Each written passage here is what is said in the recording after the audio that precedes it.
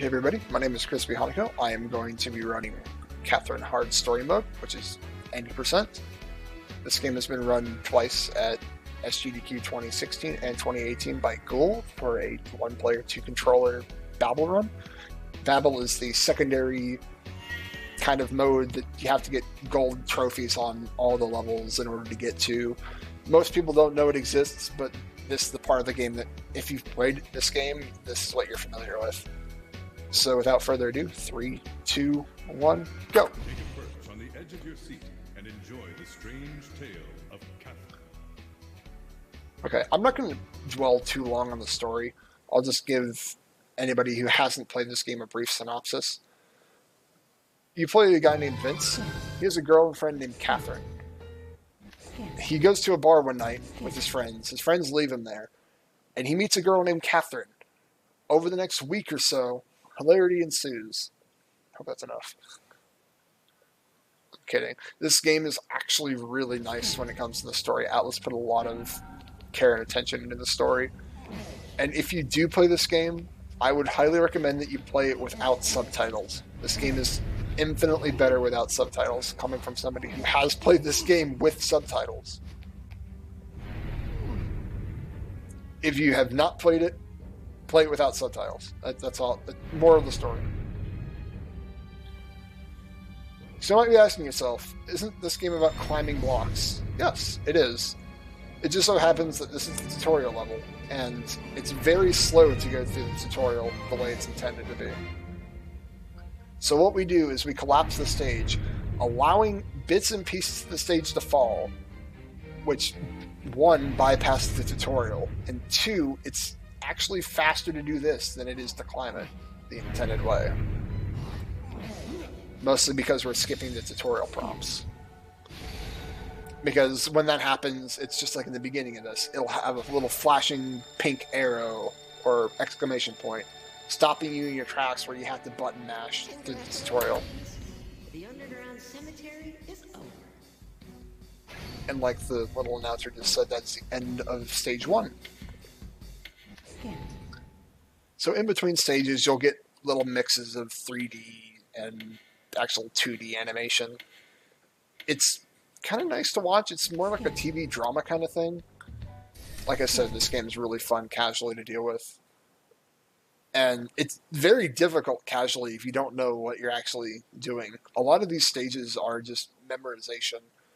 I'd probably say this runs about 80% memorization, 20% relying on your own reactions to RNG, which don't come until way later in the run. I would probably say until stage 6, we're pretty RNG free. Everything else is just memorization. So now this is just telling us what we can do with our phone, but we're not those millennials. We don't need our phones out 24/7, so we're just going to kind of ignore it. You got mail. I don't care about spam. We're not going to respond to our girlfriend. We don't need no spam calls either. She'll still love us at the end of the day. We're just a lovable idiot.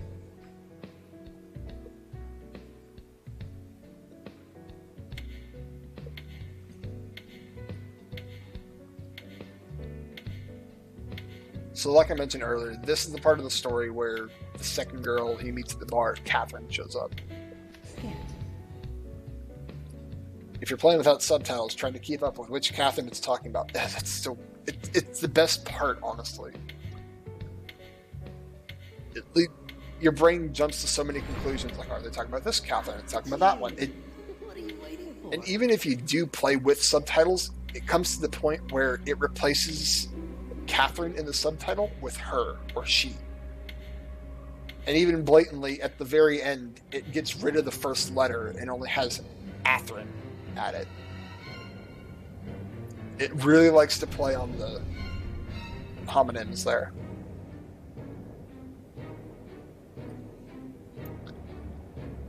So we're moving on to stage 2.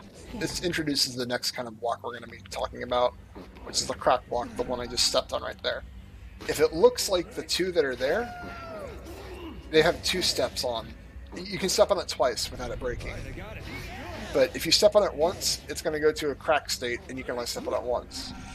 If you step on it twice, or from that one more time, it's going to disappear. You don't want it to disappear, because most of the time the crack blocks are actually holding up something important.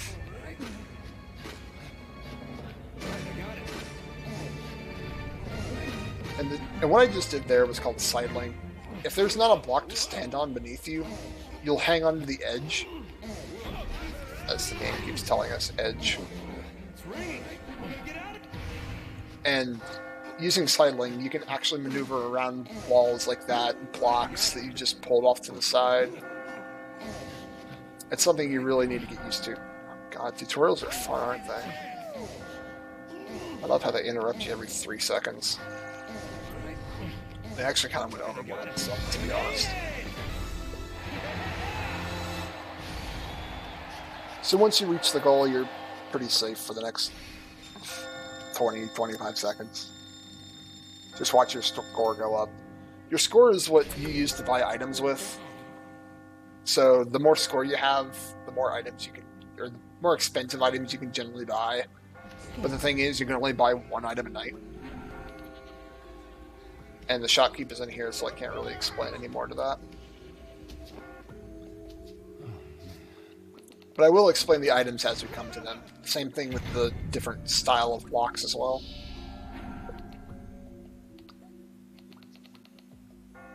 Also, in between levels, you will be on these landings where you can talk to all these different humanoid sheep creatures. I'm not going to spoil it. It's a very good story. I'm not going to spoil why the sheep are here, or who they are, or anything. But you can talk to the sheep. Some of them, I think, they're usually off in a group to the side. They're talking about techniques you can use on the tower, like, oh, you need to make a staircase. You don't need to make an entire staircase where you fill in the bottom portion of it. You can just make it so you just need the top portion. But a lot of the sheep don't have anything interesting to say. Like that, I'm falling. Thanks for announcing it.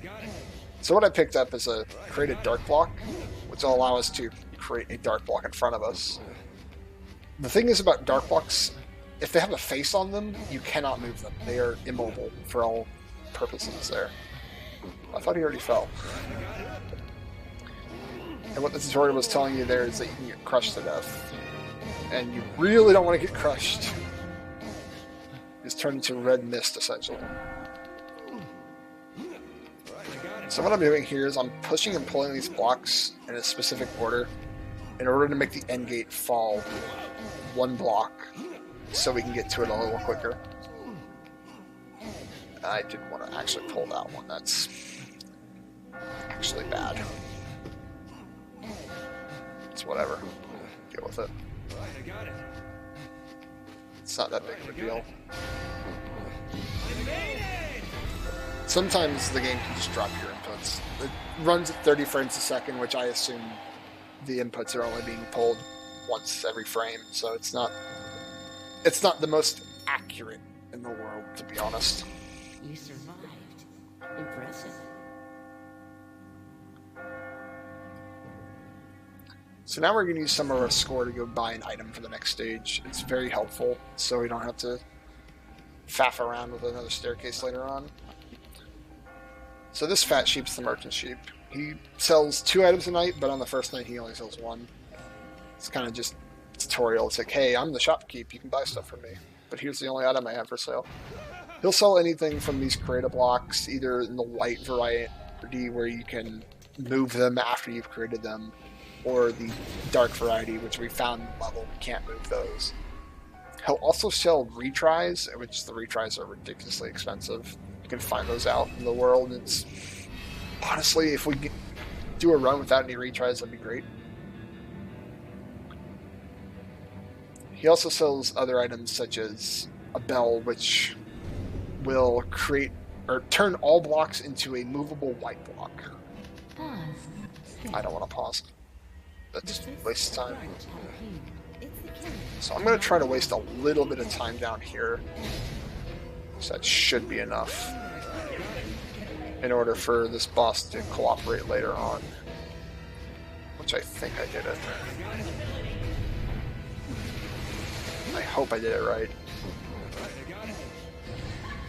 So you can kind of manipulate this boss where she attacks. If you take a little bit more time to do the beginning, she'll hopefully only attack once. I haven't found the exact timing for it, but there is a timing to it.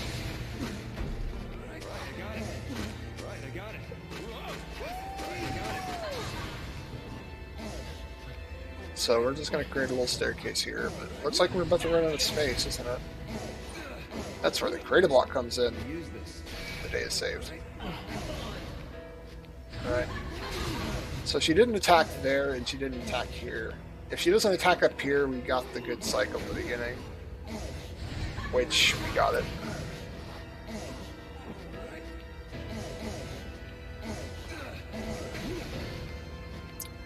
One thing about that is the ideal form of movement is animation canceling, which pressing the action button, which is either A or X on your respective controller, because this game is released on 360 and PS3, pressing A will perform all your actions, pushing blocks, pulling blocks, whatever. So what we would like to do is let go of A before the animation finishes to stop the cooldown, essentially, of the animation. If you cancel the cooldown, you're able to pull or push the next block even quicker than what you would normally. So this is a very precarious situation. Sometimes the boss actually glitches out and goes to the back of the stage as it falls, but she didn't that time. It's pretty interesting to look at, but it's not a big deal. It's just for show.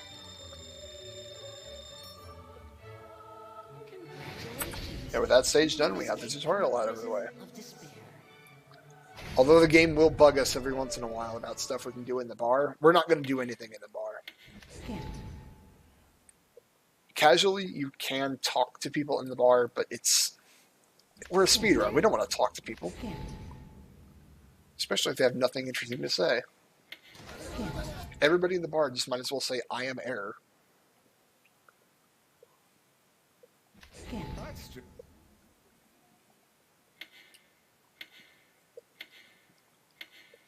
So we've got one more cutscene to skip here. Also, there are two methods of mashing here. You've got the video cutscene mashing style, which is just alternating A and B, or not A and B, A and down on the D-pad, or your control stick, whatever you're more comfortable with.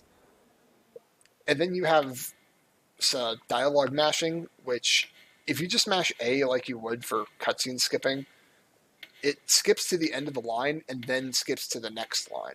If you mash B, it skips to the next line immediately without having to wait for them to actually finish the subtitle of that line.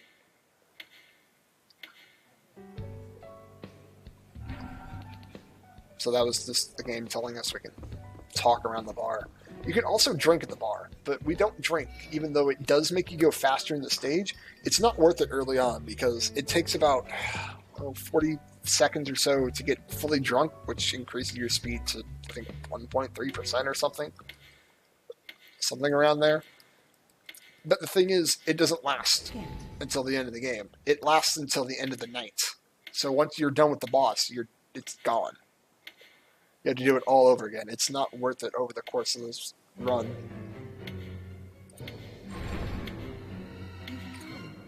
Tonight's area is the torture chamber, where traitors are put to rest. Sorry, I'm trying to keep an eye on my frames here. I was dropping frames like crazy earlier. My voice should still come through, but I'm sorry in advance if the frame drops get extreme.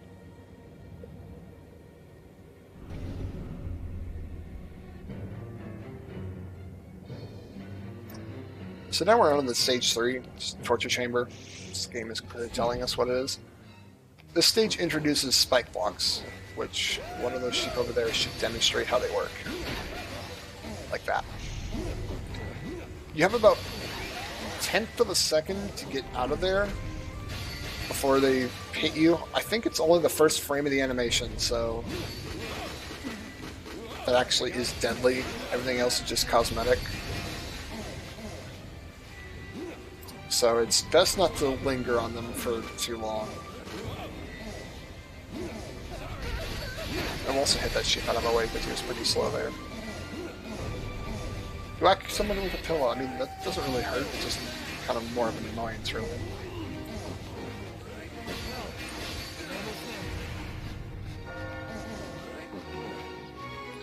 And just like that, we are at the last little staircase in the level, and we should be done.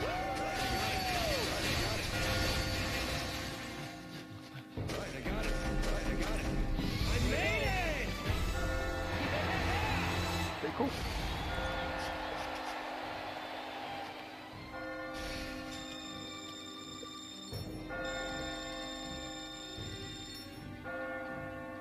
Seems you've overcome it. Intriguing. So you have the voice there. It's the same voice that talks to you in the confessional over there. The one thing about the confessional, you get asked a question after every stage, and the question is random, except for the very, very first one.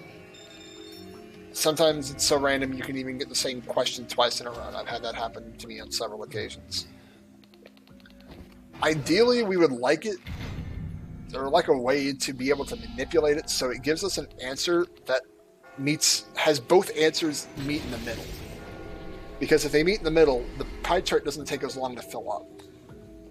If it's a question that's one-sided, like I'm not sure if this one's going to be one-sided or not. Okay, that's 75% split. It took a little bit longer for that purple section to fill in, because the red section was already done. If they meet in the middle, then we don't have to worry about that.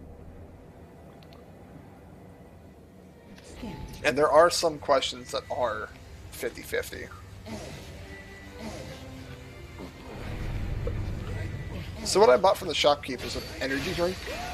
The competitive scene calls it X Factor, which I'm not exactly sure why. I'm sure it's just because getting it can change the game dramatically. I think that's what they told me once.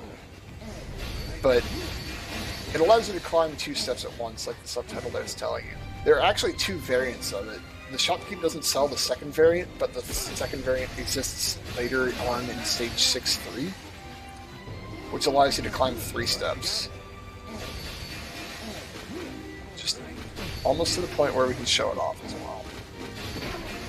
I'm not sure how he hit me as he was dying. It's kind of weird, but okay. This game's weird. There's some mechanics in here that don't exactly make sense, like that. Alright. So we're on fire, sort of, right now. The red glow indicates that we can climb 2 blocks at once. And as long as we play it right, we can time it out just right so we can climb up there. The old strat for this level used to make that timing so ridiculously close. Sometimes if you weren't careful, you could actually miss it. And you would have to either restart the level or restart the run, depending on how good you were at the game.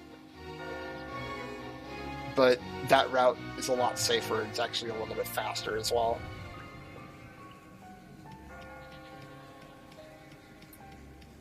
Alright.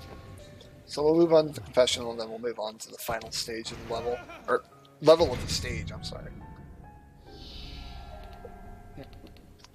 Which will be the boss stage. Another thing about bosses is they all have their own little unique thing that they do. For example, the first boss that we faced 3 stages ago, the Fist of Grudge, that boss has an ability where if you're too far away or even too close, she'll swipe at the stage, turning some normal blocks and I think even some crack blocks into heavy blocks, which take about 3 times as long to move. This boss's gimmick is that it shoots hearts out of its face, and it reverses your controls, which the best way to deal with it is just deal with it. So if I get confused, I might actually just go quiet so I can kind of deal with it. Ideally, I might just shut up now so I can work with it. You can dodge them, it's just you need to be really precise on your timing. And if you get confused on a spike block, you're kind of done. Either unconfused or confused. Okay, I got confused there. I need to focus.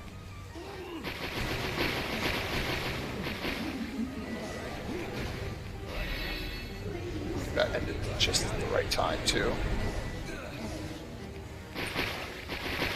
Okay.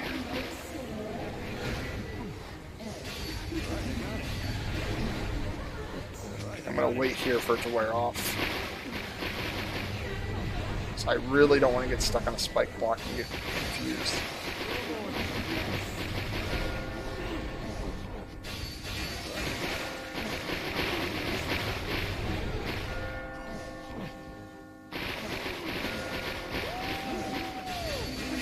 Okay. We're out of that nightmare. That was an okay run of that level. It's all about if you can deal with the fact that your controls are reversed. Most impressive. The torture chamber was not enough to restrain you. Ideally, you don't get hit at all, but when you're trying to go fast and you need to keep moving, then it's really hard to time your movements with where they're going to land. Because I think even where they land are semi-random depending on where you are.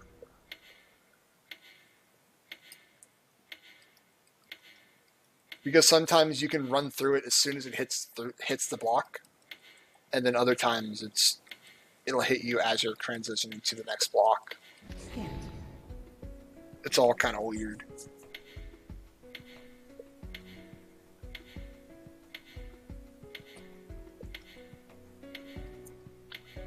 But that's the last we'll ever have to see of reverse controls. I'm glad they didn't expand on that in later levels. They kept all the boss attacks unique, so it's actually kind of nice.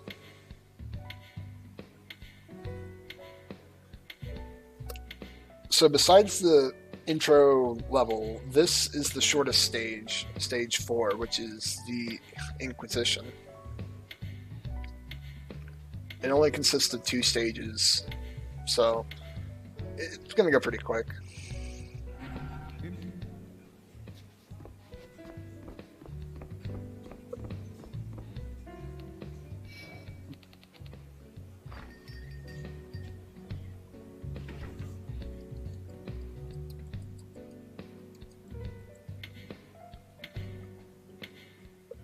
Now that it goes on drinks again. He's kind of got a bad habit, doesn't he?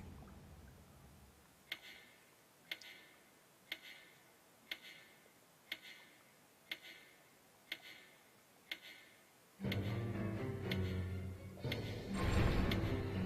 you are. Tonight's stage is the Inquisition, where one is tried based on the weight of his sins. Really? I thought it was named the Inquisition because no one expects it.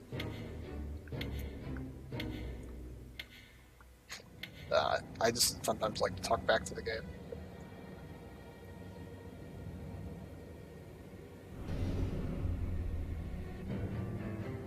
These stages are pretty short after you get used to the strats.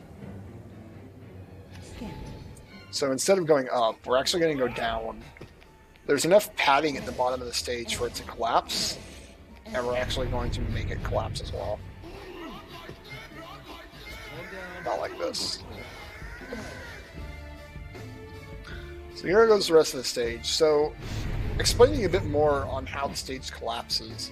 If the game the game loads most stages in chunks. If it notices that none of the blocks are connecting, it'll spawn the next block to where at least one block connects with an edge. But if it doesn't successfully do that because we manipulate the block, then it just spawns the next part.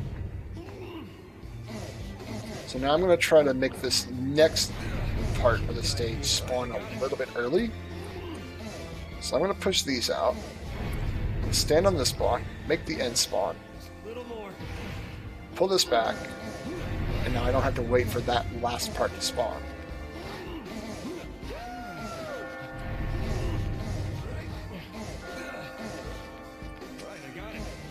Because the block actually wouldn't spawn until we hit the second layer of that spot, but since we can jump up on the block, we can force it to spawn.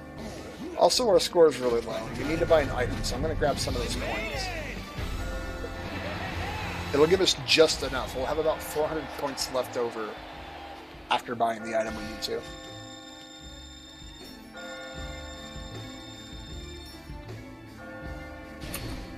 You climbed this far? Admirable.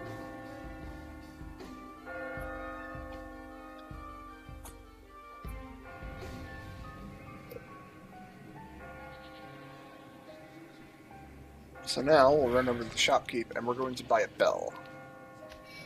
We're not going to buy a white cube because if we buy a white cube, it runs over.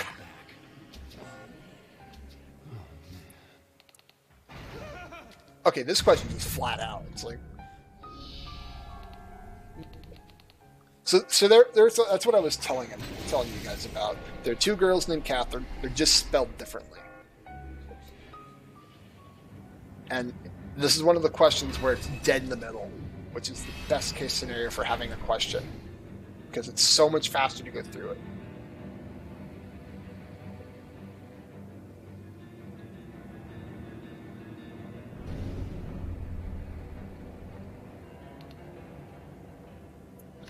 So now we're on to the third boss of the game. As the game is telling us, it is the child, it is the killer, do not die. And yes, it is a child. If you're into the kind of stuff, this boss is for you. There he goes.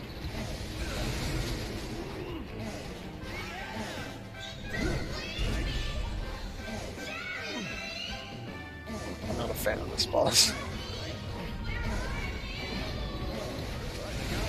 So the strat for this boss used to be really, really inconsistent. It involved manipulating him and where he attacks, and he was kind of still inconsistent in that. But this new strat that we have, it works wonders. We'll just play it safe just so I don't get crushed. The farther you are away from him, the faster he moves, and the more often he does. So we're also going to collapse the stage with the sky on our butts. We're going to manipulate him to attack there, which slows him down. We're also going to manipulate him to attack here. Wait to catch the stage for just a moment.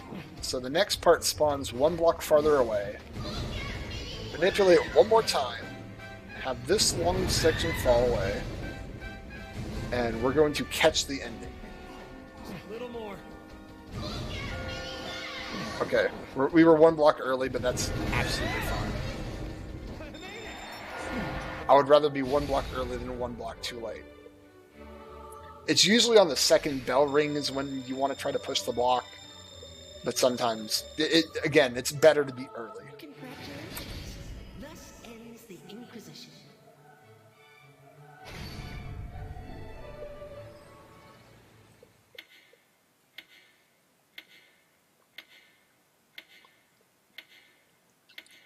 Again, some of you might be wondering, where are these bosses coming from? Like, what semblance do they have, resemblance do they have to the story at all? Again, I can't stress this enough. This is a very fantastic game to play.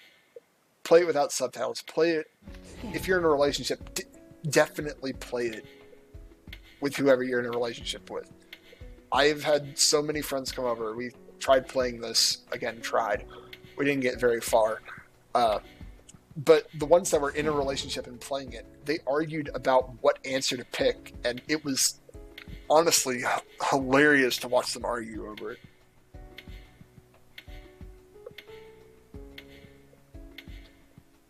The story just takes you through all sorts of twists and turns, and the fact that there are two girls named the same name. If you play without subtitles, that's fun on its own. And then the questions, if you're in a relationship and you play with them, it's even better. This game is just so good. It's a very nice puzzle game. It makes you think in 3D, and that's not what a lot of puzzle games do.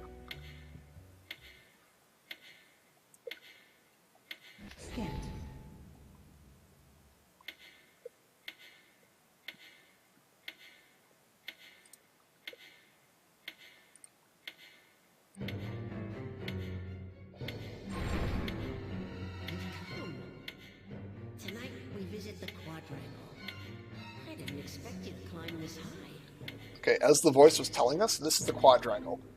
Every video game needs an ice level, so quadrangle is the 5th level in here, and it's the ice level. A couple things to know about the ice blocks. If you step on an ice block, either walking up or down a staircase, you're absolutely fine.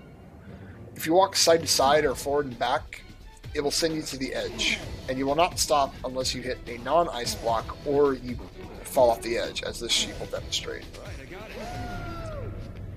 If that bit of stage wasn't there, he would have kept falling. So it's not... Ice isn't that great. Ice is not nice. Also, if you push blocks on ice, they will go straight to the edge, which I'm about to demonstrate as well. But if you pull them, you can actually pull them one block at a time, which is the one way that you have to combat ice blocks.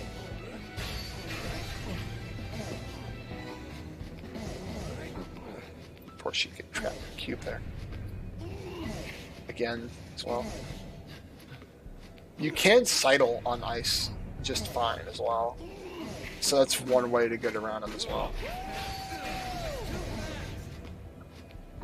And the trick there that I just did, if I was on the farther right of those 2 ice blocks and I slid over into that trap block, I would have died. But since I was on that middle one, I didn't get stuck on the trap block and die. So that's one reason why we pushed that crack block over. We also destroy it because was a sheep at that particular point that does like to chase after you, and if he gets up to you, he can actually mess you up. In my experience, you can probably get around him and deal with him, but it's just best to break it anyway.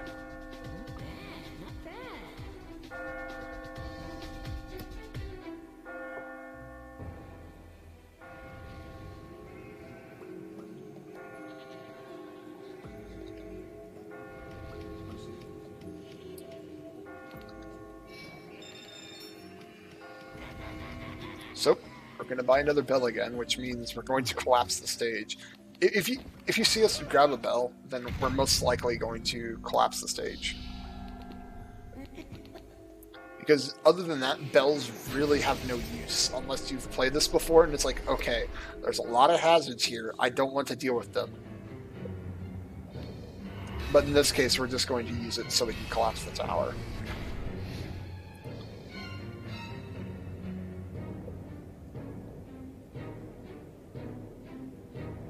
We're not going to do it at the beginning. We're going to do it a little bit higher up because it gives us a lot more padding so we don't die immediately.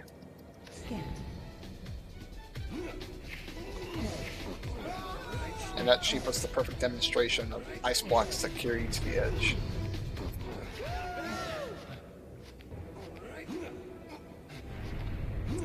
And one thing we're going to do up here is we're going to climb this little tower of spike traps up here.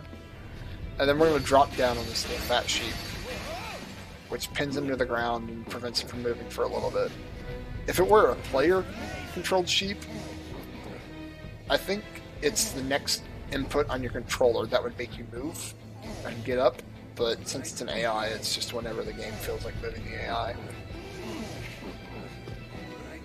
How's this?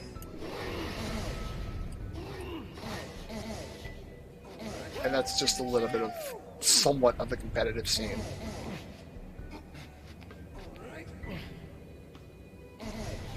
I'd also like to thank the guys that are in the competitive scene because they're the ones mainly that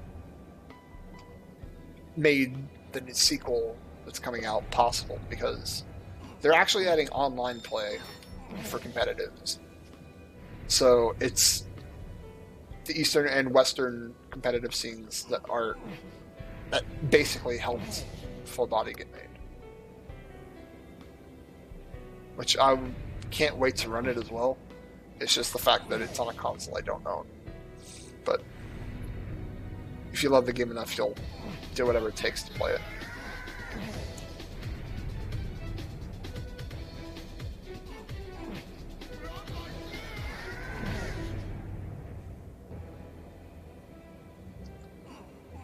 So we're just trying to manipulate where the stage goes. So we're pushing and pulling that block. And now we have to catch the stage, which is somewhat blind shot, but it's the same every time.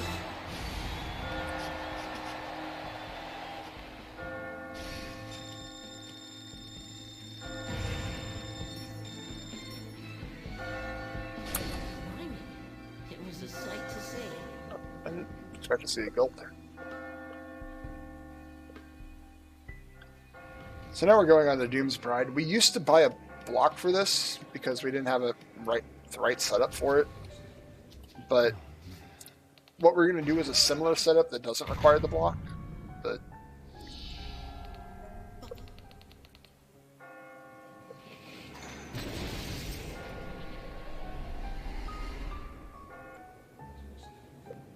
and I believe we're also testing out a way that we put the setup somewhere else in the level. Oh, that's a nice one. Straight in the middle. Saves a little time on there.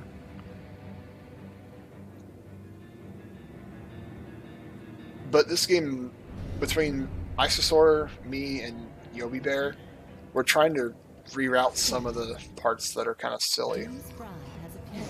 It's the killer. Do not die.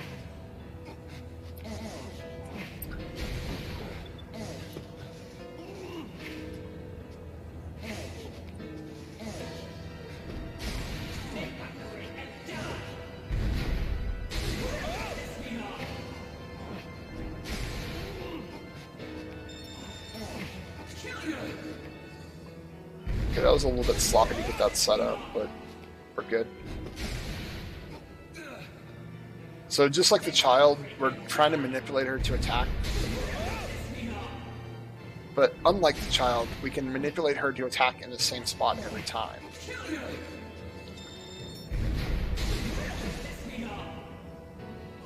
She's also very, very angry. Okay, so the fact that we caught that, it's going to make the next part fall maybe a little bit farther away. Yes, it does.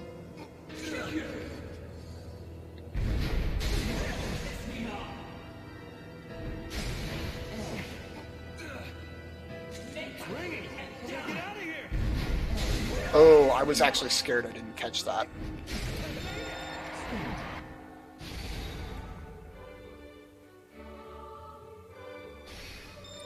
I was actually really scared that her attack had actually prevented me from pushing the block in time. Congratulations.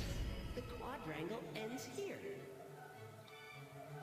Because if you didn't notice, every time we weren't holding onto that block, we got stunned. And we fell on the ground, and we weren't able to do anything, really.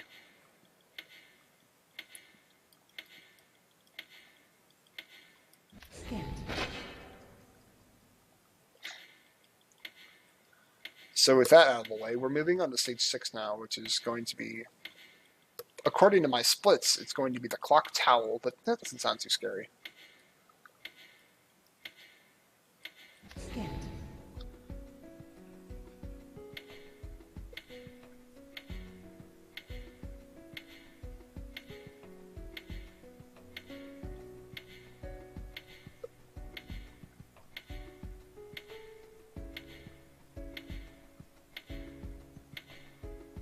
Scan.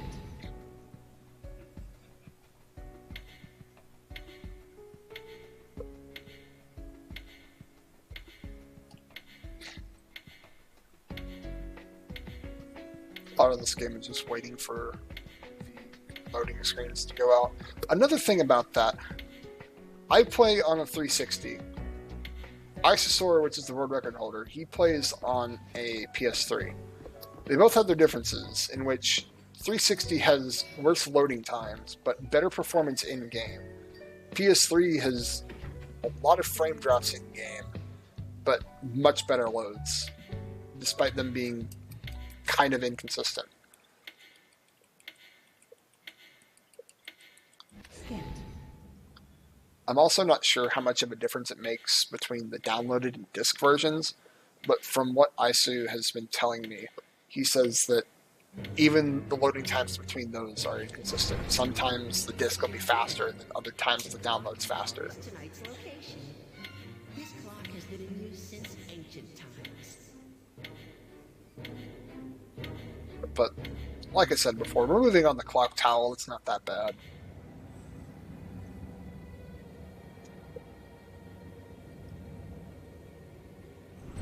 Oh, God, that's worse. Clock tower is a lot scarier than towel. I'm just joking around.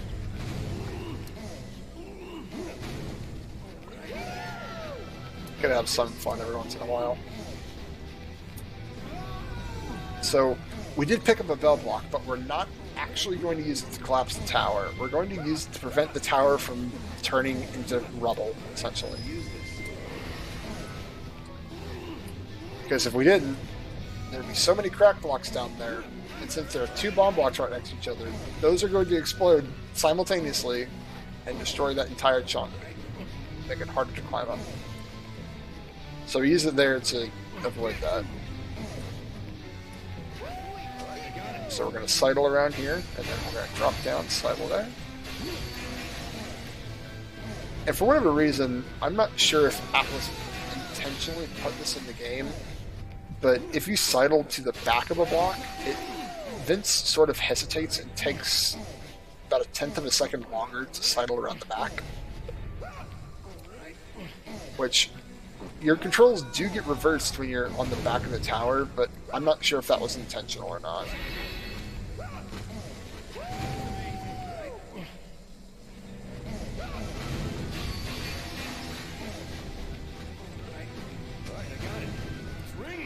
If you're going for a good run, there are some points in the next few levels that you'll actually want to sidle around the back.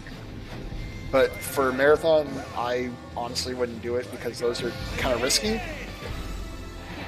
Because if you're sidling around a block, and there's a block hanging over top of the block you're trying to sidle to, it does not work. It will not let you sidle to that block.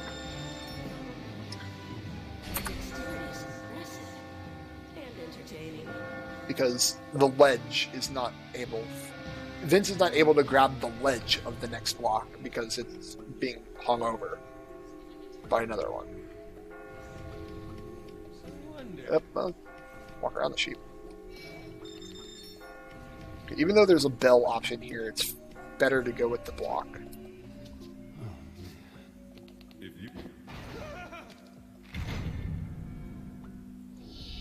And there's no rhyme or reason of what answer you pick. I always just default and go to the left answer. I know some runners go back and forth. I know some just can exclusively go to the right, but in all honesty, it doesn't really matter until we can manipulate these to meet up in the middle. And even then, it still wouldn't matter. There are 8 endings in this game that you can get.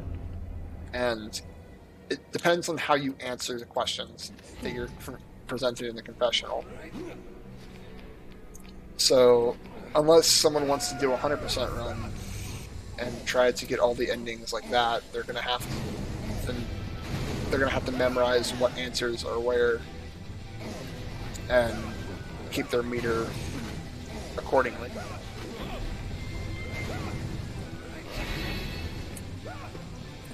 So we're going to wait here for this block to blow up, so it blows up that crack block up there and makes the rest of this tower fall.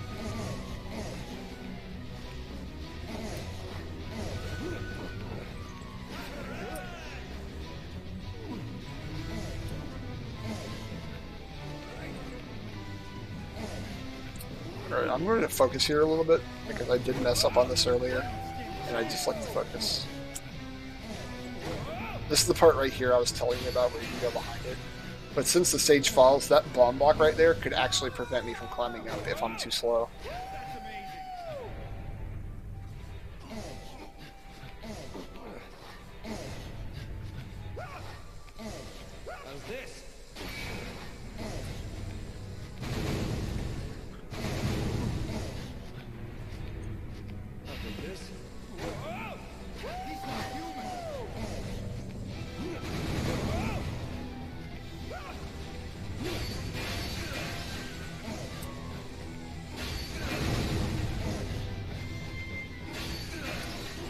I pulled that bomb block out so I can actually just go ahead and pull the block, because bomb blocks don't pose an immediate threat, unlike spike blocks.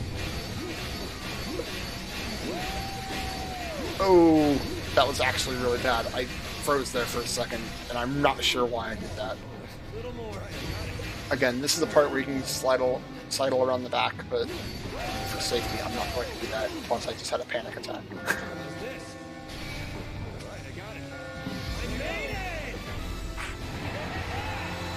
I'm not gonna lie, I did panic a bit there. I didn't think I'd get off those spike blocks in time. Since you really have potential, good. Okay. Now with that nightmare out of the way, calm down and we can do stage 6-3. For the love of God, do not buy the Mystic Pillow. The one reason why I say that is because you can only buy one item a night, and if you mess up buying the wrong item, you either have to reset your run, depending on if you can actually save time later on, or just reset.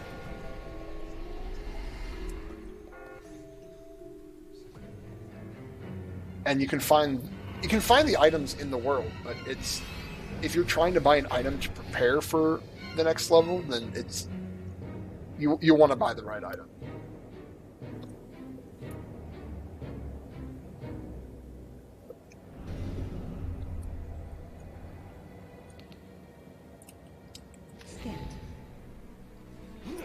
Otherwise, if you don't buy the right item, you're going to have to start using hard gold strats, and those are not fun.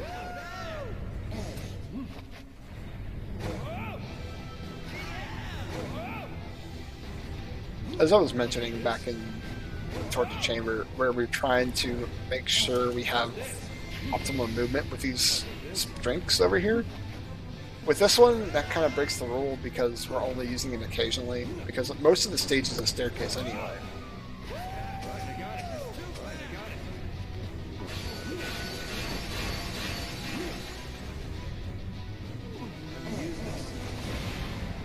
We also have ants, which are a different enemy than what we're actually used to seeing. Normally we see sheep, but for this level we only see ants. And it's only this level too.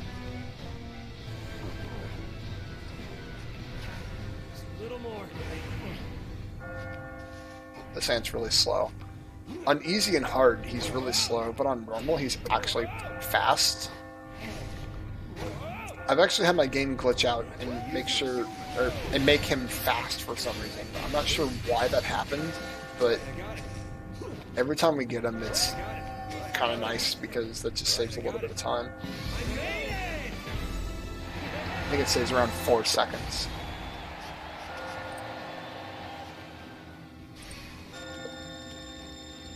But again, I think it's a glitch, so it's not a big deal if it happens or not. Once again, you're quite tenacious.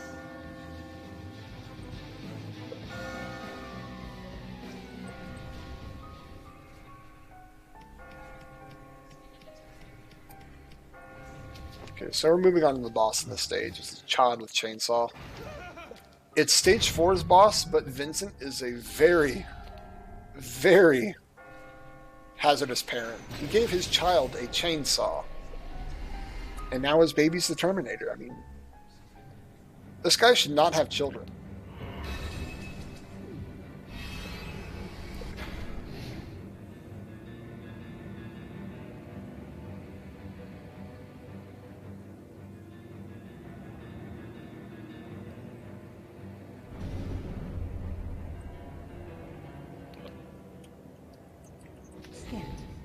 And this is also one of the longer stages at the beginning too.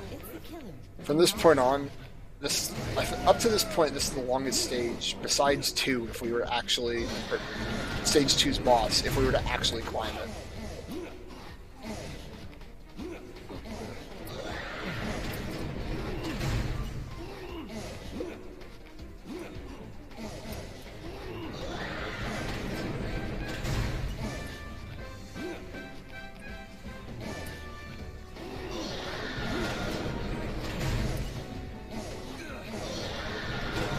It's also very loud.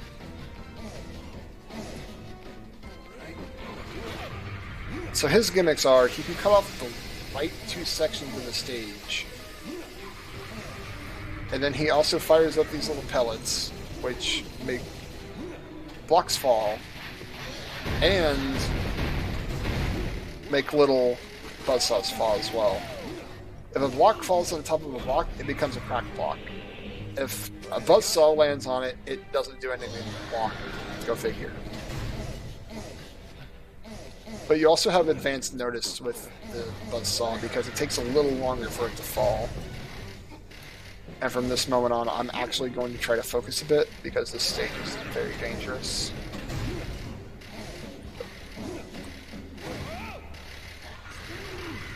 You also have these buzzsaws that go on the sides of blocks as well.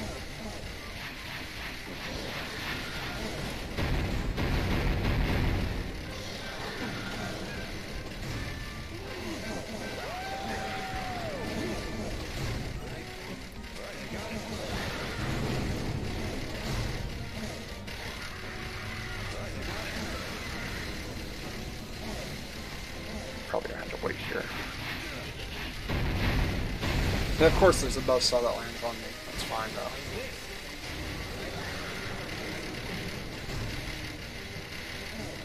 though. See what I mean by dangerous?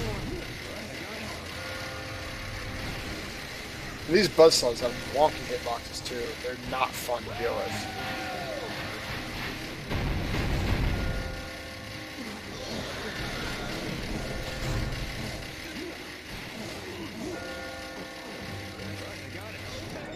Okay, so that's another nightmare out of the way.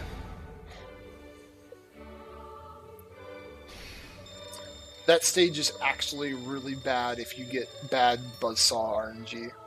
Congratulations. The clock tower has been completed.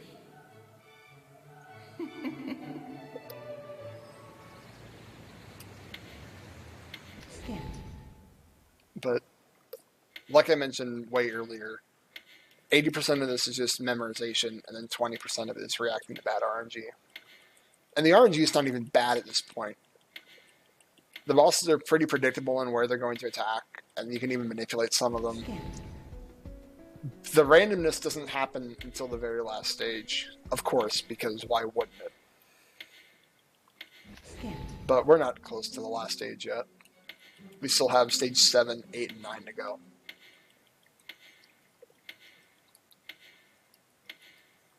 And stage 9 actually has 2 bosses, but I'll get to that when we come to it.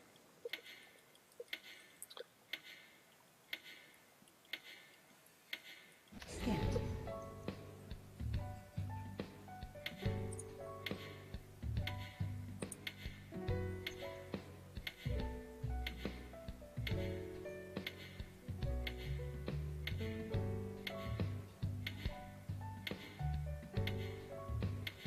Stage 7 is actually probably one of my favorites. It's also probably one of the most frustrating casually as well. It reintroduces mechanics that you should have remembered by now and should have gotten down pat. But I remember when I first played this game back in 2011, I had actually pre-ordered the game. And Stage 7 was the point where I turned it down from hard to easy. It was pretty difficult at the time. You're here. The spiral corridor is our locale tonight. It is a holy passage to the cathedral.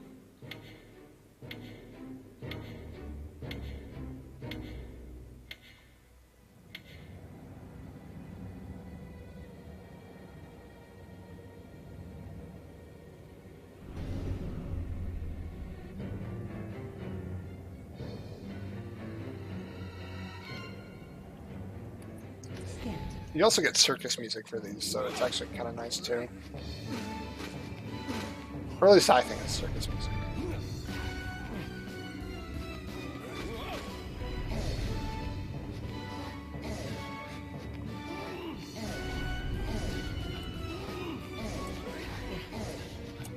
You'll also notice a lot of repetition in this level especially.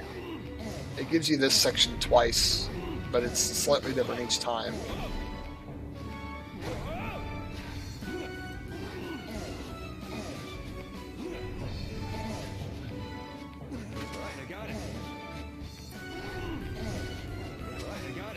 this is just trying to get to the top. It's not too big of a deal.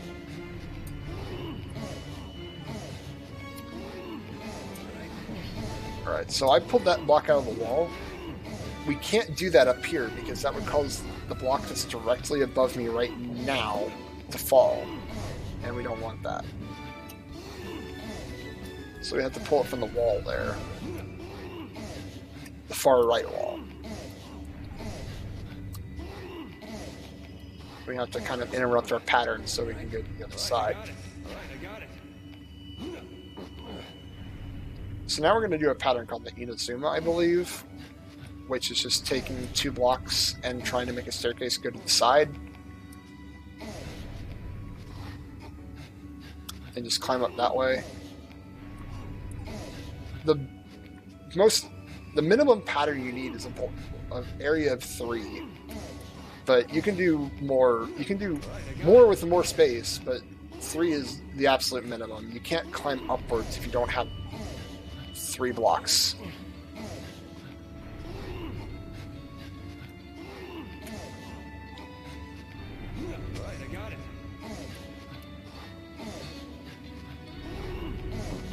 So now we're just going to make a staircase instead of continuing the Inazuma all the way up, because that does take a lot of time to do.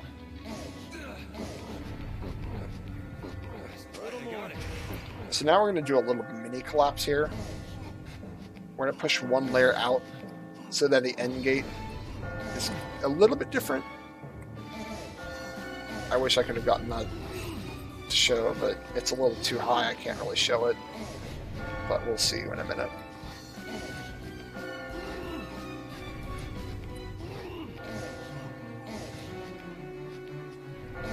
Okay, so we're going to push this out.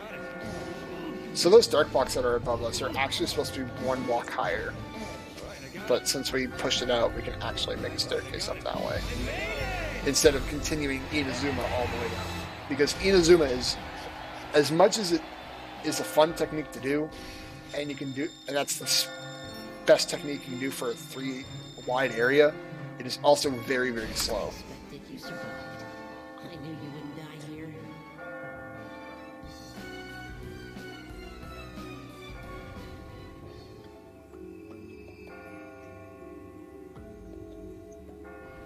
And the one thing about Stage 7 is that all the stages are unique little trial stages.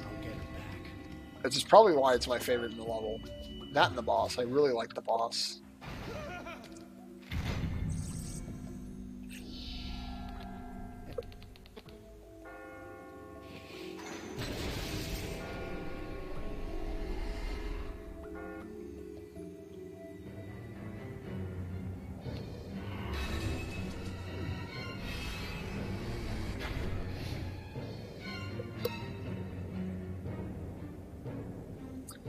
So Stage 7-2 is, I believe, the second shortest stage in the game.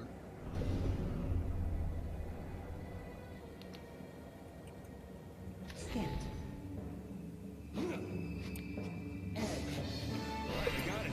It's just not very long. It is symmetrical and it looks pretty, but it's not very long.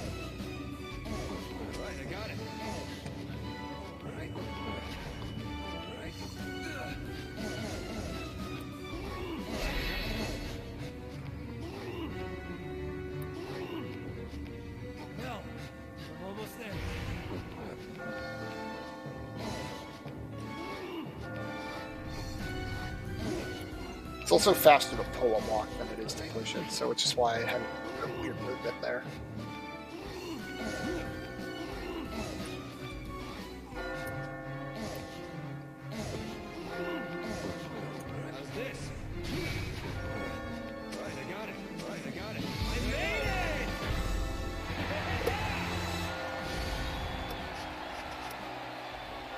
That section, oh boy, that section is not fun when you're doing this casually. Doing well. I hope you can keep this up.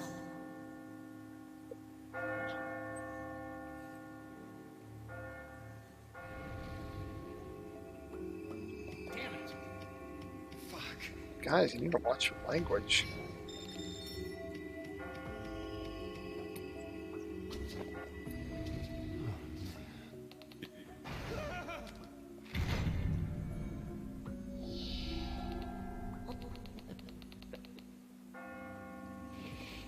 So this one's interesting. It splits off into two paths, and each path is actually like the opposite of each other.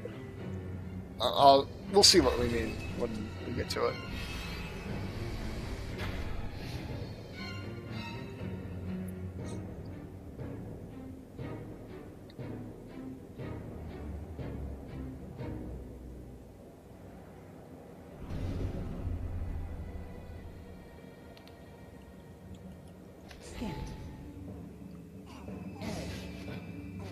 So we're going to use this drink to climb up this section of the stage. We're not going to use it later.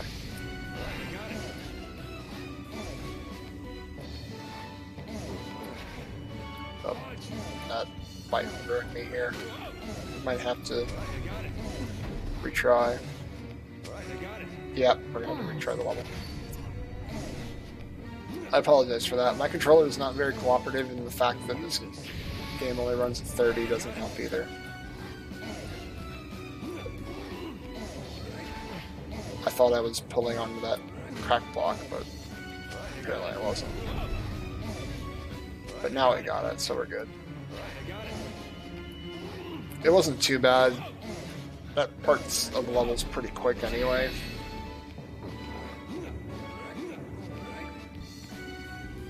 So this is what I meant by they're total opposites of each other. You have two columns of immobile blocks on the side as opposed to in the middle.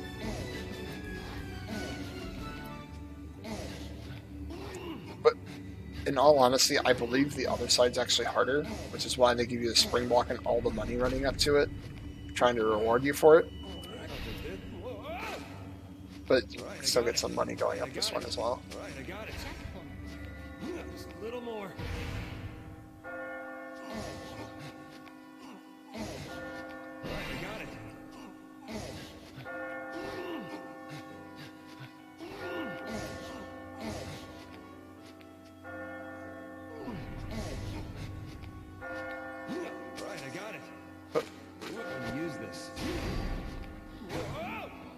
That was close. If I didn't catch myself there, that could have been bad.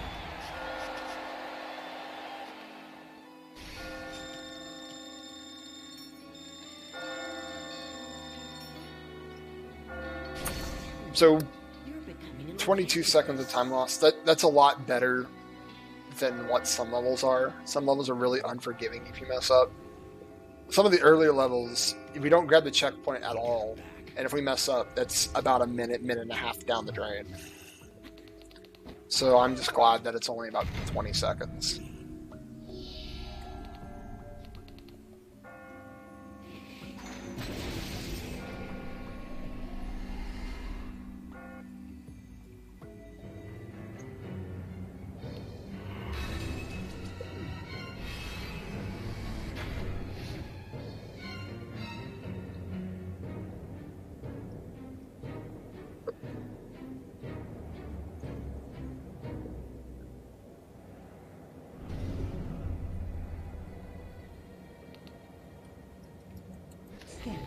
So 7-4, like I mentioned earlier, I played this game on hard the first time I got it. This is the level that caused me to go down to easy.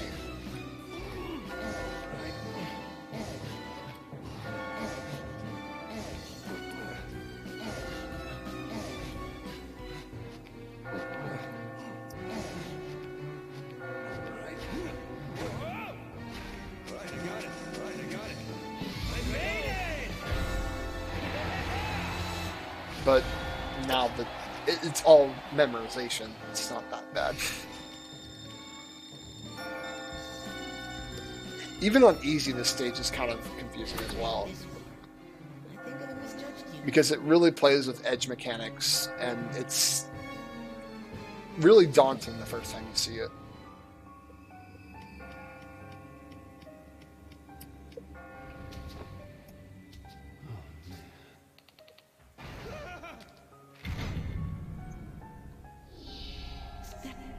Questions in this game have. One of my favorites in the pool is, and this is actually the last question we have to answer, one of my favorites is popping bubble wrap fun? And it doesn't matter what happens. I always take a second to make sure I always pick the answer that's hell yeah. I love popping the lab. It's so good. The other answer is like, it's such a waste to do that. Ugh. That answer is bad.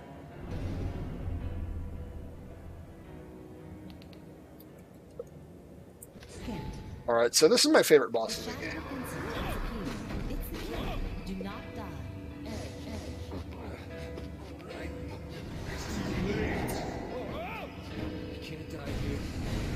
Because this boss interacts more with the level than the others. It's so interesting how it interacts with it.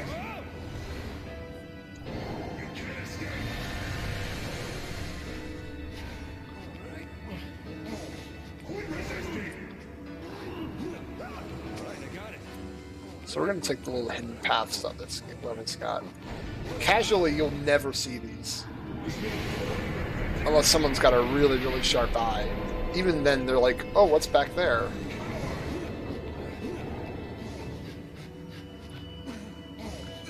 But they'll most likely never get to it. I don't know why I did that. I wasn't supposed to do that till here.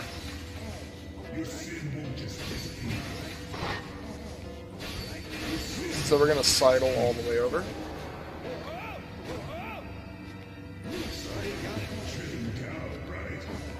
Okay, so those purple top blocks are actually called vortex blocks. If a block or you stand on top of it, it's game over. It's game over for the block as well.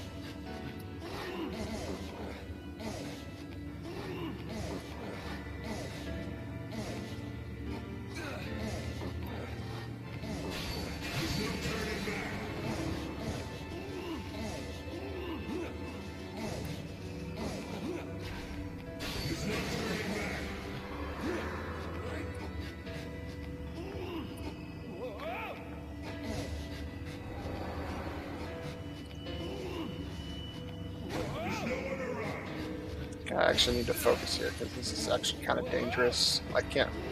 I know what the level layout is, but it's still best if I can concentrate a little bit.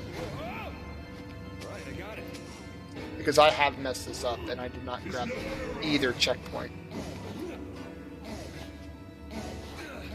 Actually, I only think there's one in this level, but either way, I didn't grab the checkpoint, and if we mess up, I had to go all the way back to the finish. Okay, we're good. So that's another stage hazard that no boss has, but this one does. It's the fact that he can change where the light is on the stage, and I really love that. Because casually you'll be running around fumbling with everything, hoping that you don't step on a spike block, and that's great.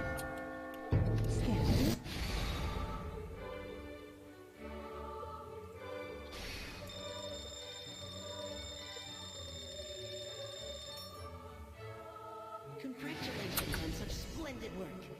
The spiral corridor's twists did not confound you. Okay, according to the game, this should have been the last level. And that's what this whole game's been building up to, is that if you can survive a week, which that was the 7th night, that was the week, you're done. So we shouldn't have to go through any more nightmares. But I haven't stopped the timer yet, so we're not done yet.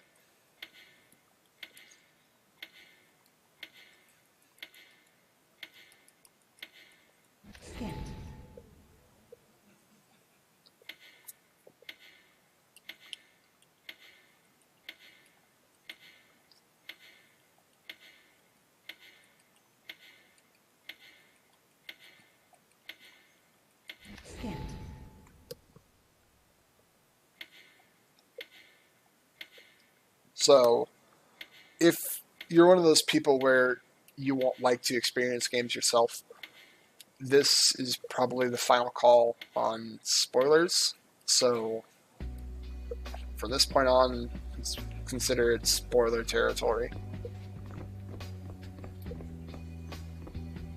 And this is a really, really bad spoiler. I really wish we could skip a lot more of it, but we can't.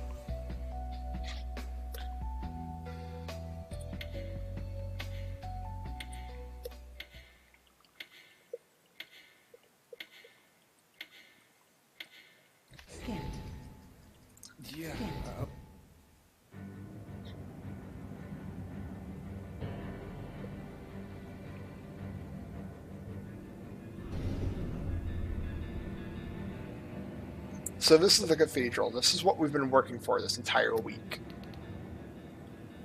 And Scan. don't pause.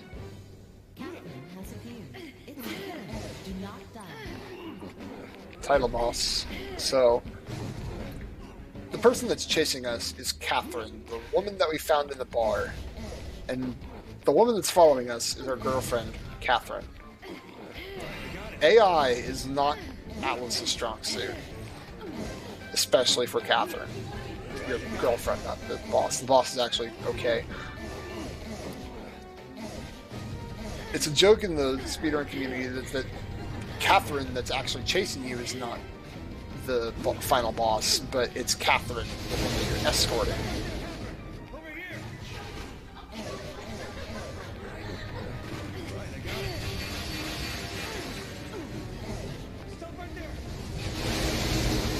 So we actually get to use this Y or triangle button now, which we don't get to use in any other stage.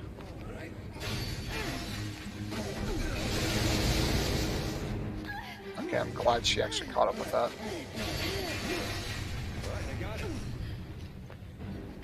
Okay, so it's focusing on me, so there's nothing in immediate danger for Catherine.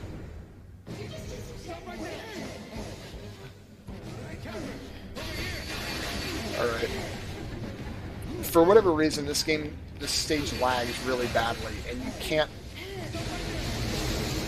double take on spike blocks.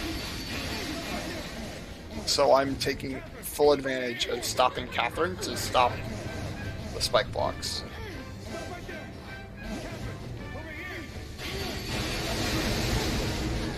I'm also going to break these, even though I don't need to, but just for safety.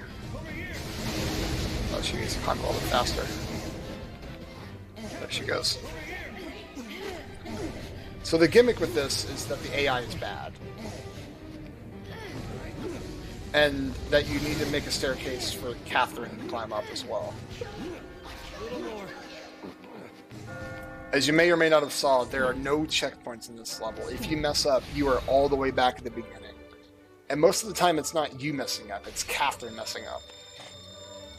Because she will try to take the shortest path to you. She cannot pull blocks, she can only climb the direct path that you've made up for her. The cathedral was not your final resting place. And it is not fun if you have to redo that entire stage. Even once.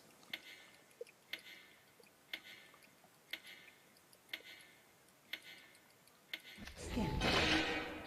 So this is the only other time in the game where it tells you that you can save, other than saving in between stages, but we don't save in between stages. We don't save anywhere. We don't save at the beginning, don't save at the end, don't save anywhere.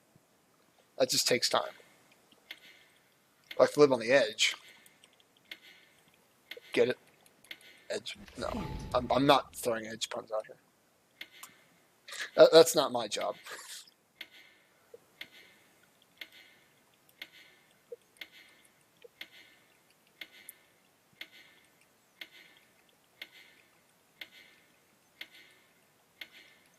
So we've got quite a few cutscenes to skip through here, so there's not really much to talk about. Like I said, this is spoiler territory. So if anybody's still here and you haven't played the game yet, still, again, you're in spoiler territory. Catherine's not the final boss. Neither Catherine's the final boss. The creator of all these nightmares is the final boss. His name is Thomas Mutton. He's actually the bartender that we've been drinking with the whole time. Or in the bar drinking with. Yeah, that works. And he's actually a multi-thousand-year-old being who experienced this nightmare that Vince is going through. Okay, I guess I'm pausing a cutscene instead of skipping it. Oh well, whatever. He's a multi-thousand-year-old being who... This curse happens every 100 years or so, where people are sent to this little nightmare realm where they have to climb the stairs and fight all these demons and stuff. But right there in that cutscene that I paused instead of skipping, Vince makes a deal with boss, Thomas Munn, that if Vince goes through this one last nightmare stage, then he has to cut it out with the nightmares forever.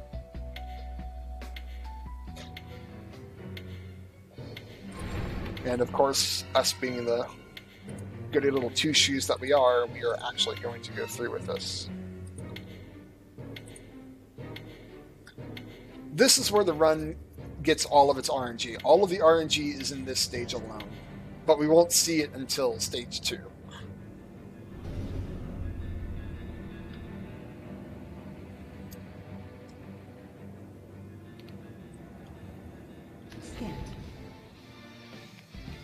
We also get some kick-ass music.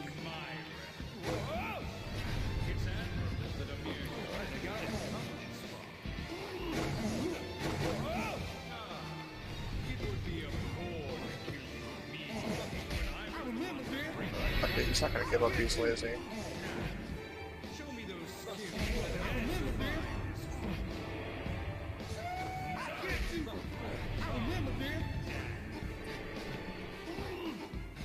He wasn't going to give up easily, so we lost a little bit of time from there, but it's still okay. Ideally, he gives up after the first hit, but it's okay if he doesn't.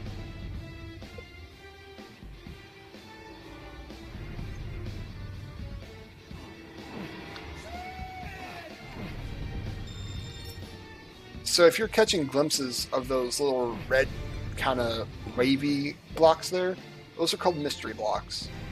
They can be simultaneously any block in the game at once. They can be a two-step crack block. They can be a heavy block. They can't be an immobile block, and on hard they can't be a spring block. On normal they can be a spring block, but they can't be a trap block. But on hard and normal they can be a trap block, but not a spring block.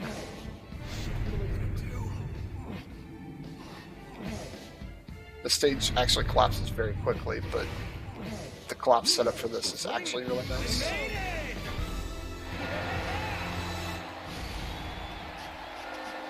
But there's so much padding at the beginning because of those two spring blocks that we got on that saves us, and that's why we're able to collapse the stage. It's a lot better if that sheep gives up after we hit him once, but again, you can hit him a couple times and you're still fine. This is where all the RNG comes into. 9-2 is not a fun stage. But we do have a strat to combat the fact that it's full of RNG.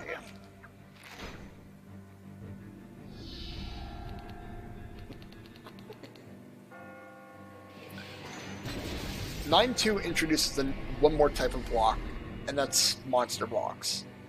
You'll be able to see them. There's one at the very beginning. They have a mouth on the front. You cannot stay on the front of them, or they will lick Vincent's chest. Vincent will get freaked out, and he'll fall off the block. He'll let go of hanging on to the side. For whatever reason, he's not into that kind of stuff. Who knew? But there is a little bit of a caveat to that. As long as you're silent from the side, and then you immediately go up, and I don't know why I pushed that. I pulled that. That's okay. We can just do that. Get rid of it.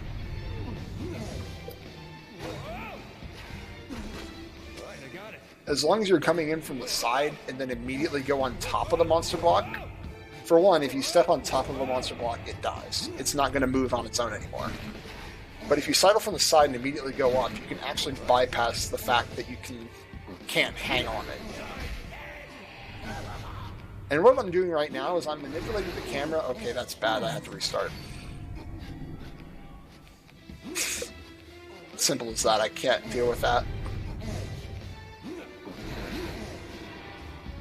So what I'm doing is I'm manipulating the camera to look downwards because monster blocks do not move unless the camera is on them within frame. It's a little strat called camera tweaking, which if you're familiar with Final Fantasy 13, I believe, they do the same thing with enemies there.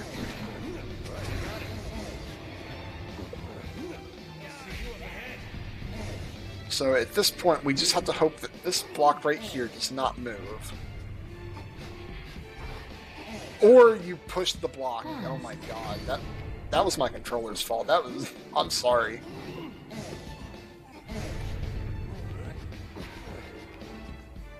That was silly. That's a silly mistake. Alright, I got it.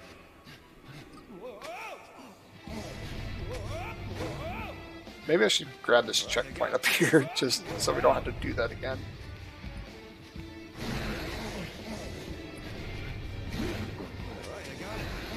Alright, so let's hope he doesn't move this time.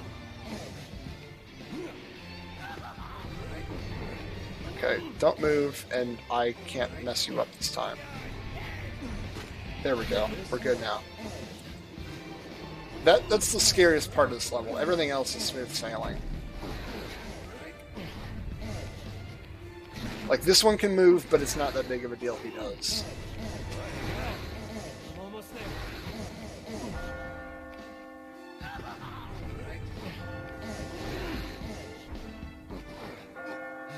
Alright, so I'm keeping this move down because there is a giant wall of monster and mystery blocks that we do not want to move. Move that. It's going to turn into a crack block, which is fine. Which we can just do that now. Oh, no, that's actually bad.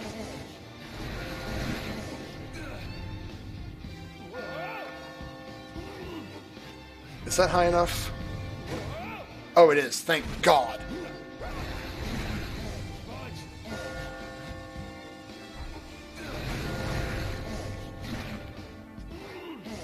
Okay, this is actually a mess. Okay, so this stage is really weird because if you camera tweak at the wrong time, then it's really weird. It doesn't like doing anything. Or if you even have to like reset the level, it sucks. I can do that. Should be able to. No, can't. Oh, this is bad. It said RNG is not fun. Okay, we made it in the end. We're good. Whew. Usually that stage does not go that bad.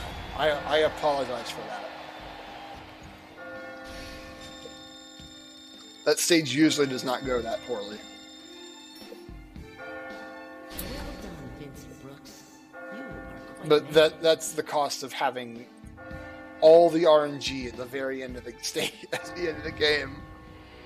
You survived. For a guy running around in his talk. Usually if you don't get it right on the first try for that level, it starts getting out of hand pretty quick. Because even if you're camera tweaking, the monster blocks will still kind of move after if you reset, so it's not fun. 9.3 on the other hand does not have as much RNG in it. Neither does 9.4.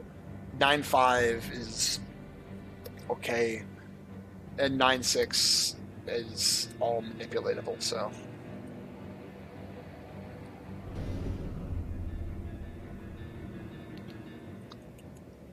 Scan.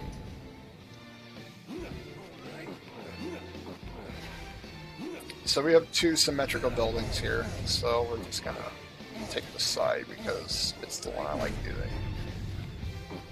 And it sets us up for the path on this side. It's the one we want to go up. Because the other one has a sheep.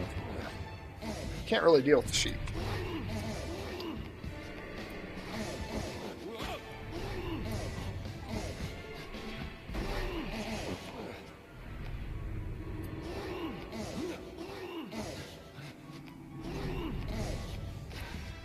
But now there's another sheep up here. What do we do with him?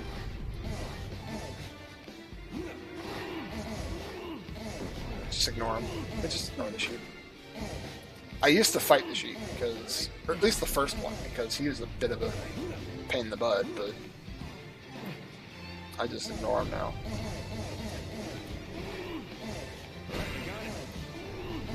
You're gonna be really careful because that likes to collapse the moment they walk up on there. And now we have to wait for the stage to build. Okay, so that turned into an ice block, so that just shows that the mystery block can be any block in the game. This part's scary because you don't think he's going to move in time. But he always does. Go left and then up, it's not up and up. I'm sorry, but their screams when they fall off the stage are hilarious.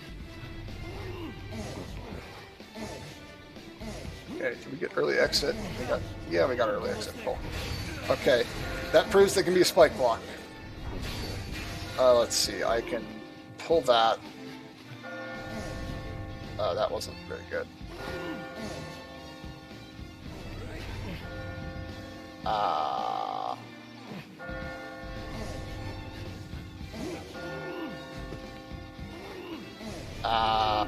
Might be kind of screwed here. Okay. I was screwed. I messed that up. I apologize. It's okay, mistakes happen. But now we have to do this whole stage again. We did not grab a checkpoint because the checkpoint is on the other side of the stage.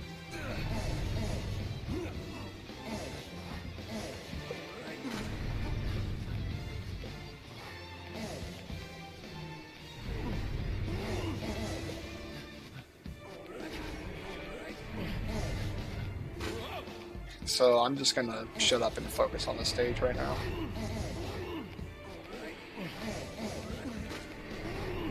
There's nothing left to really explain.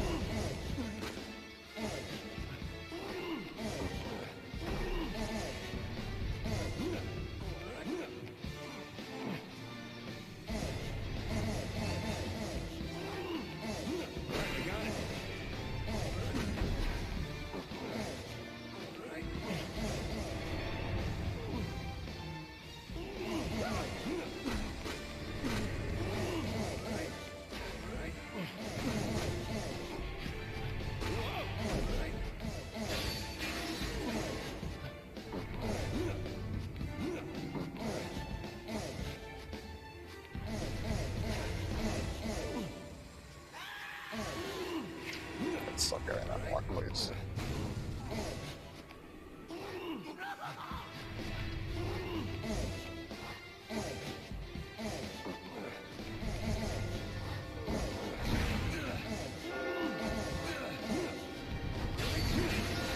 So I'm going to blame that last part on the last block moving where it shouldn't have. In all honesty, it confused me. But we're good now.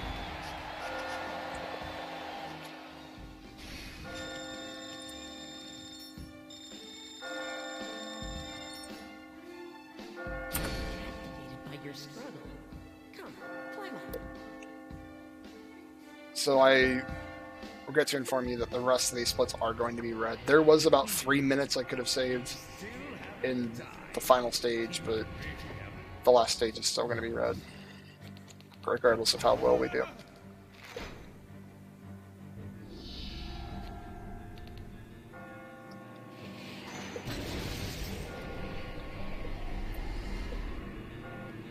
I hate to say that, but sometimes RNG is just bad.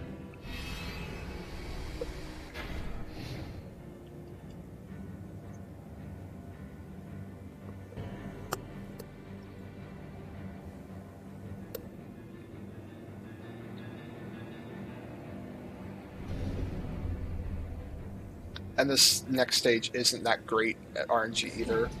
There's an entire wall at the end that is just mystery blocks. I have had a run before that the only thing that spawned were bombs and crack blocks, and I couldn't do anything. I had to reset the stage and go back to about 2/3 of the way through it.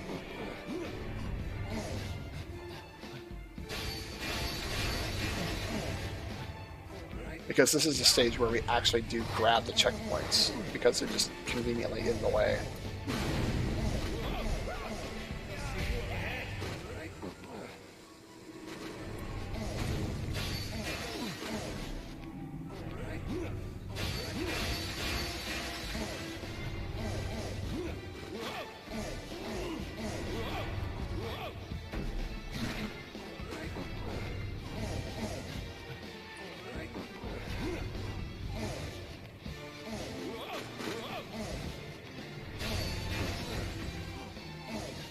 Yeah, the AI for even enemies are weird. Because he could have just stood there, and I couldn't do anything about it. That's the first time I've seen him move there, though. So if we mess up from this point, we have to restart back here.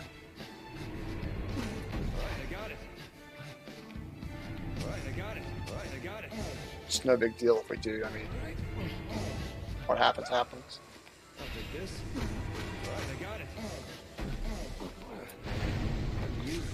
So that's one more item that we haven't used yet. That's the book. It removes enemies, smites them down. And this is the wall I was talking about. It needs to be about 10 feet shorter, to be honest. Okay, that was... We can still make something happen with this. Okay, there we go. We're good.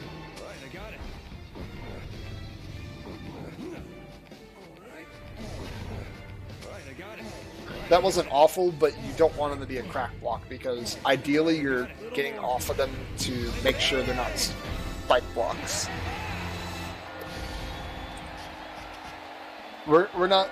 Our community isn't active enough, and we're not competitive enough to the point where we're risking our lives on every mystery block yet. When it comes to that date, it's going to be really exciting who gets world record at that point.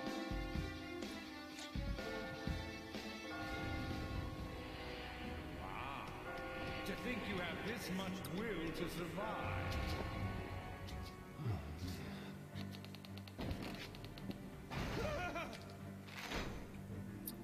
So, these questions, the meter's not coming up. These are the questions that are actually determining the ending that we get.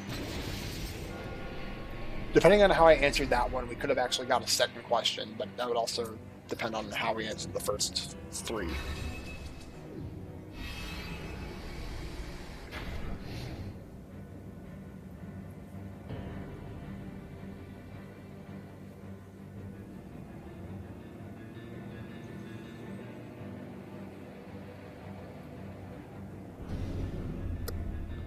So here's the first of two bosses. It's Thomas Mutton. It's just the bartender. Thomas Mutton has appeared. It's the killer. Do not die.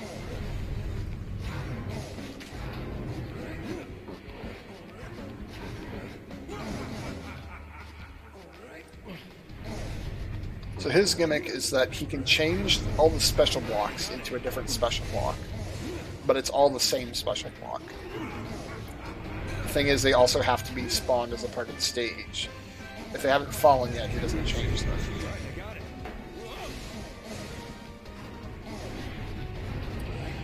The second gimmick is that he shoots you. Well, tries to.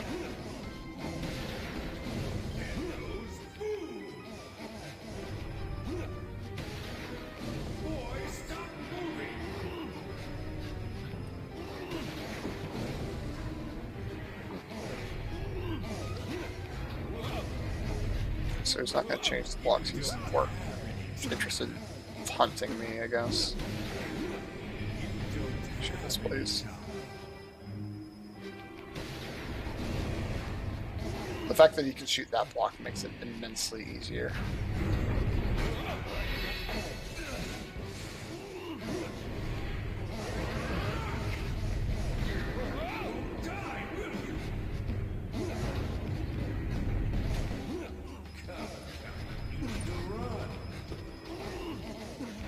Oh. That is a weird highlighting situation.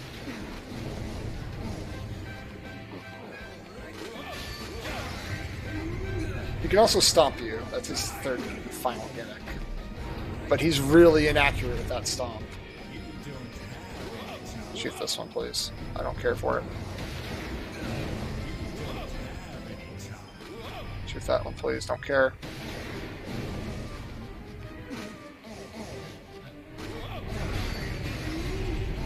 Oh, that was really, really close.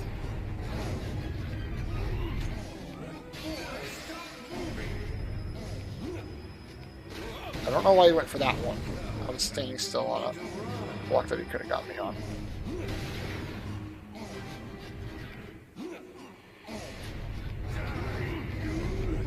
Oh, I was scared that he was going to stop and I was going to get stunned there. I'm glad that didn't happen though. Okay, so now he's in his little hissy fit stage where he's just going to continuously stomp.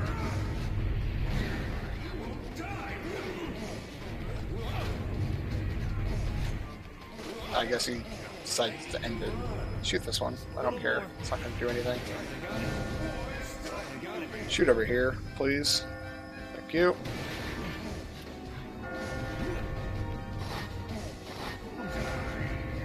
So the intended way is that you grab that bell there to change those vortex blocks, but you can push those vortex blocks out of the way. It's the same thing as if you were collapsing the stage, but you're only collapsing the end gate one block down. You beat it.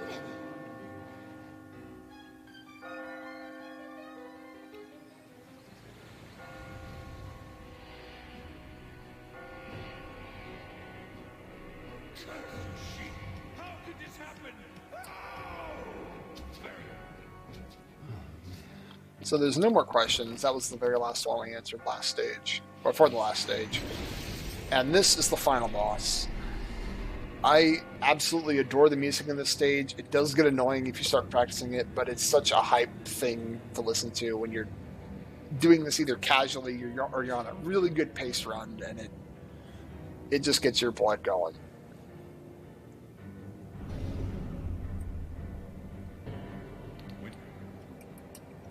Scan. Doozy has appeared. So this boss has quite a few gimmicks, one of which we're not going to see. It's called the Doomazid Beam, where he fires out of his red eye a beam that just vaporizes you. He only does that if you're going really, really slow, but we're not going to see it because we're fast boys. He also has sheep for beard hair. We used to see the beam right around here, but we found a faster way to get up, so we don't see it anymore.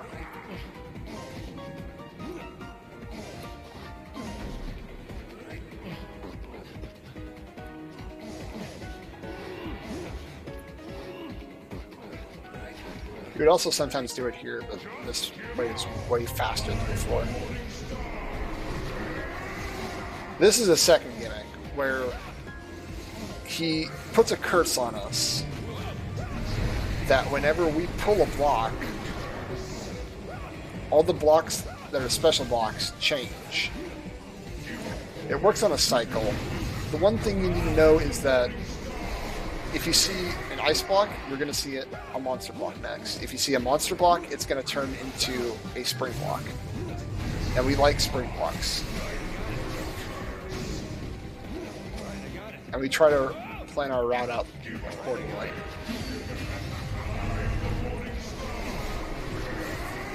Conversely, if we see a crack block, it's going to turn into a heavy block and then a spike. So we want to try to avoid heavy blocks whenever we can. Because if we end on one of them, it's going to turn into a spike. And we don't want to die. And this is his final gimmick, where he makes meteors fall from the sky. These things can snipe you. And those are not fun if they snipe you. You have a little bit of advanced warning, but it's not much. And it can get you when you're hanging on a block too. It's not fun.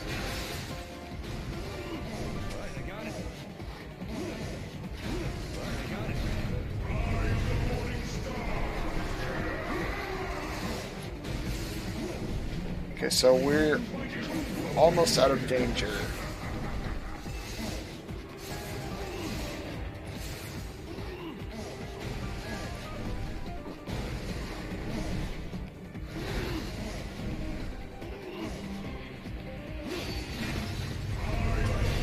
Okay, I'm gonna wait for that because he was gonna confuse me on a block I really didn't want to get confused on. Or not confused, cursed. Because the curse does stun you a bit. Especially if you don't have the curse already, it does stun you. If you stand still, it still stuns you.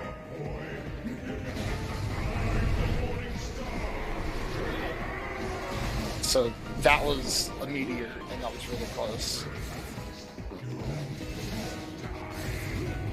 So now ending is actually coming up in 5, 4, 3, 2. Oh, actually, that was really early exit, I guess. It usually ends in 149. I don't know what the hell I did different, but it ended at 146 instead of 149.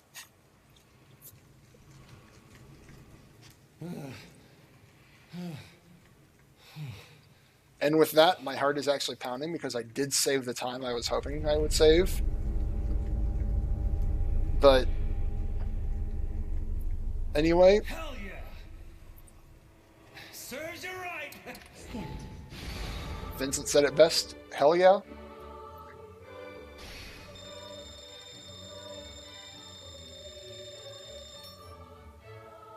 Congratulations.